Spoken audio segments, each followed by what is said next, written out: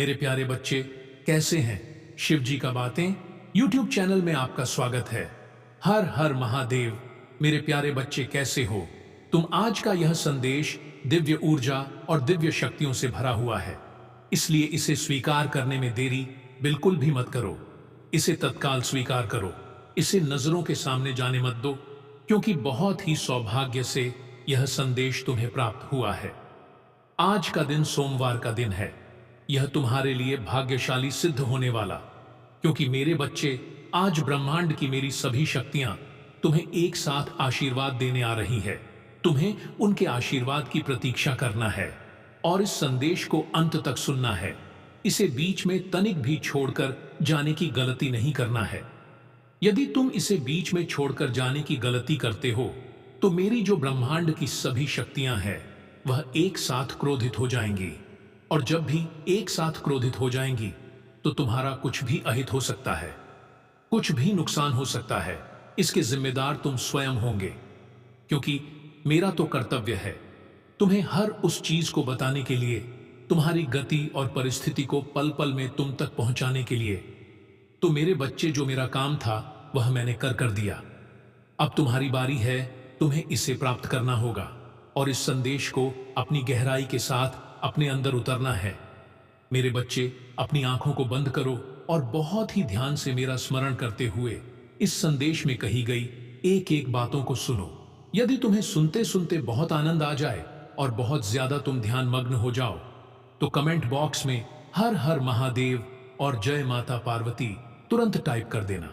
जैसे ही तुम कमेंट में मेरा नाम टाइप करोगे, वैसे ही तुम्हें एक अद्भुत दिव्य चीज दिखाई देगी, जिसको तुम्हें अपने अंदर समाहित करना है। तो मेरे बच्चे, मैं इस संदेश में आगे बढ़ने से पहले तुमसे एक प्रार्थना करना चाहता हूं। अगर तुम्हें मेरी प्रार्थना स्वीकार है तो इस संदेश को तुरंत लाइक कर दीजिए और हमारे चैनल महादेव का आशीर्वाद को सब्सक्राइब करके कमेंट में अपनी राशि टाइप कर दीजिए। राशि टाइप करने के लिए मैं इसलिए कह रहा हूं, क्योंकि राशि के अनुसार तुम्हें तुम्हारी सभी गतिविधियों का पता लगाने में आसानी होती है, और तुम्हें यह चीज और तुम्हारे साथ जो भी दिक्कतें उत्पन्न हो रही हैं उन्हें दूर करने का साधन मैं तुम्हारे सामने प्रस्तुत करूंगा। मेरे बच्चे, तुम्हारे महादेव जी, तुम्हारी माता जी सिर्फ तुम्हारे बारे में ही चिंतित रहते हैं। वह इसलिए क्योंकि तुम जिस प्रकार से अपने जीवन को जी रहे हो और उसमें अपने कार्य कर रहे हो, वे सब उल्टे पलटे कर रहे हो। कोई भी कार्य तुम्हारा सही ढंग से नहीं है, कोई भी कार्य तुम्हारा नियम के अनुसार नहीं है। सारे कार्य तुम्हारे नियम के विपरीत है। मैंने देखा, मैंने तुम्हारे जीवन की समीक्षा की और समीक्षा करके मुझे पता चला कि तुमने आज तक जितने भी कार्य किए हैं उनमें कोई ना कोई गलती अवश्य तुमने की है। इसीलिए तुम्हें उस गलती की सजा मिल रही है और तुम इतनी समस्याओं का सामना कर रहे हो। मेरे बच्चे, तुमने आज तक यह नहीं सोचा कि मैं किसी से सलाह और परामर्श ले लूं कि कौन सा कार्य कैसे करना चाहिए। यदि तुम्हें ज्ञान नहीं है तो तुम्हें किसी से ज्ञान लेने में कोई नुकसान नहीं है। मेरे बच्चे, यदि तुम किसी बड़े बूढ़े और बुजुर्ग से सलाह लेते, उससे परामर्श करते, तो वह तुम्हें तुम्हारे कार्य के अनुसार सब बुद्धि और मार्ग अवश्य प्रशस्त करवा देता। परंतु मेरे बच्चे, तुम अपनी जिद के आगे बिल्कुल भी नहीं माने। तुम बहुत ही जिद्दी स्वभाव के इंसान हो। तुम अपने सिवाय किसी की नहीं सुनते हो। यहां तक कि अपने माता पिता की बात को भी तुम इग्नोर करके चले जाते हो। मेरे बच्चे, यदि किसी की बात ना मानो तो अपने माता पिता की बात तो अवश्य मान लिया करो, क्योंकि उन्हें बहुत बड़ा दुख होता है जब तुम उनकी बातों को इग्नोर करके जाते हो। क्योंकि मेरे बच्चे, केवल एकमात्र तुम ही तो उनके सहारे हो और कोई तो उनका इस संसार में नहीं है। तो तुम्हें तो उनकी बातों को मानना और पालन करना चाहिए। वह तुम्हारे माता पिता हैं। वह तुम्हारे लिए अच्छा ही रास्ता बताएंगे, अच्छा ज्ञान देंगे।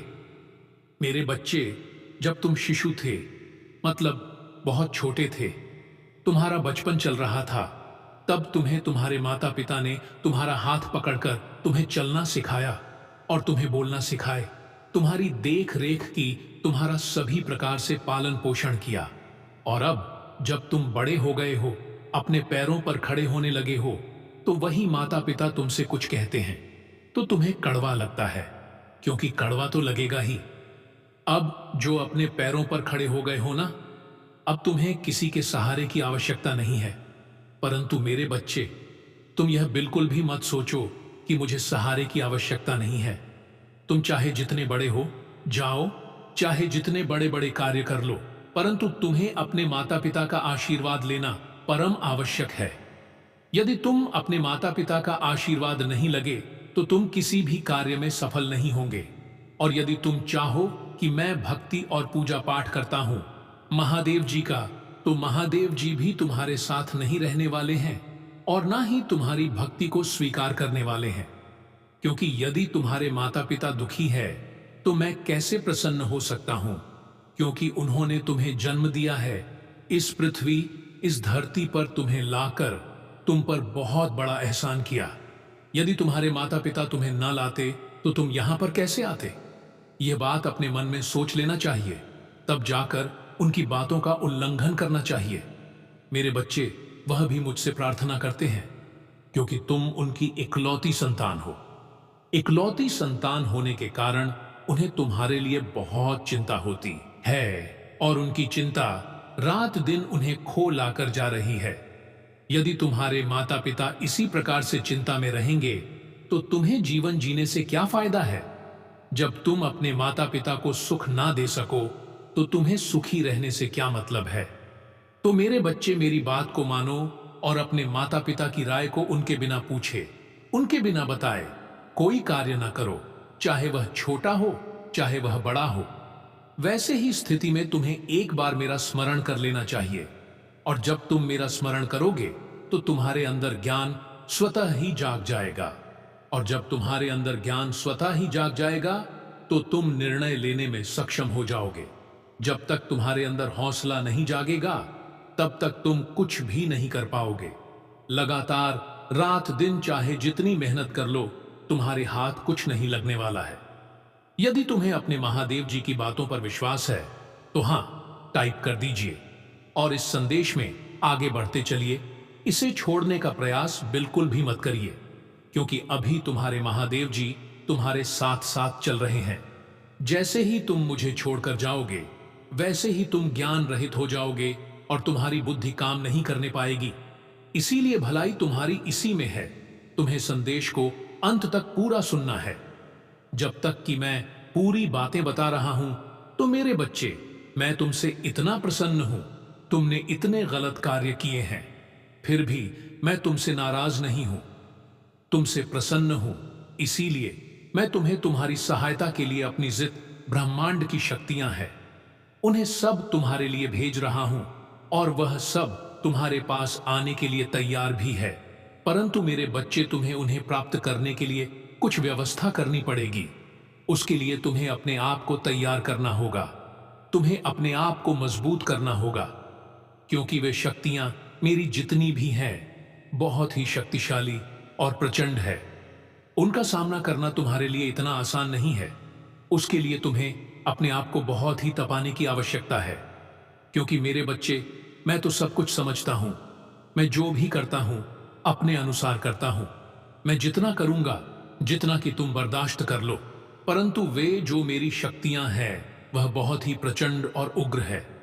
वे जब भी तुम्हारे पास तुम्हें आशीर्वाद देने के लिए और तुम्हारा साथ देने के लिए, तब तुम्हें कुछ दिक्कतों का सामना करना पड़ सकता है। उसके लिए मैं तुम्हें एक उपाय बता रहा हूं, उस उपाय को तुम्हें करना है। उनके आने के पूर्व तुम इस उपाय को कर लेना, क्योंकि वह बस अब तैयारी बना रही है तुम्हारे पास आने के लिए। वे खिलखिलाकर हंसती हुई तुम्हारे पास आ रही है। उससे पहले तुम तैयार हो जाओ और अपने आप को मजबूत बना लो। तो मेरे बच्चे, मेरी बात को ध्यान से सुनो और उसका पालन करो। मेरे बच्चे, आज रात 12 तुम्हें स्नान ध्यान करके आसन लगाकर मेरे शिवालय में चले जाना है। यदि तुम्हारे आसपास शिवालय नहीं है तो जहां पर तुम पूजा पाठ करते हो वहां पर चले जाना और आसन लगाकर एक गोल बत्ती का घी का दीपक जला लेना। उस दीपक को पूर्ण भरना, उसे आधा मत भरना, ताकि वह कुछ देर तक जलता रहे। मेरे बच्चे, इतना करने के बाद तुम्हें एक लोहे की औजार ले लेना है। वह चाहे चाकू, चूड़ी, कुछ भी हो सकता है, जो भी तुम्हारे पास उपस्थित हो।